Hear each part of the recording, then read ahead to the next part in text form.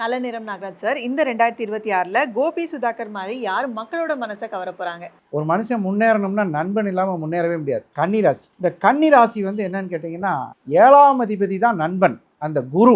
இப்போ 11ஆம் இடத்துல 2026ல் வருது. யாராவது உங்களோட நண்பனோட சண்டை போட்டிருந்தீங்கன்னா சமாதானம் ஆயிருங்க. அவனால் கிடைக்க போகும் மிகப்பெரிய நன்மைகள் மிகச் சிறப்பாக இருக்கும். கன்னி ராசிக்கு 7 11ல் இருப்பான். மிகச்சிறப்பான ஒரு விஷயத்தை உங்களை உயர்ந்த இடத்தில் வச்சிருப்பான். அது உங்களுக்கு கிடைக்கிறது பெரிய புண்ணியம். அடுத்தது பாருங்க, விருச்சக ராசி. 7ஆம் அதிபதியா இருக்கக்கூடியவர் சுக்கிரன்.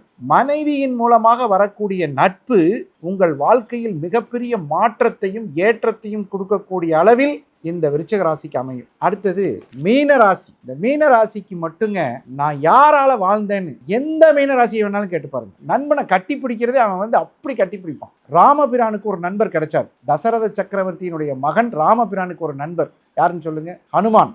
அந்த நண்பன் கிடைச்ச உடனே ராமன் அப்படி தெம்பாயிட்டான். அது மாதிரி ஒருத்தருடைய வாழ்க்கையில எத்தனை பிரச்சனை வந்தாலும் ஒரு நண்பன், மாப்பிள்ள பார்த்துக்கலாம் மாப்பிள்ள, நான் இருக்கேன் மாப்பிள்ள, அவன் செய்யறானோ செய்யலையோ அந்த வார்த்தை, அந்த நண்பன் கிடைத்து விட்டால் இந்த 3 ராசிகளும் 2026ல் அந்த நட்பு கண்டிப்பாக கிடைக்கும்.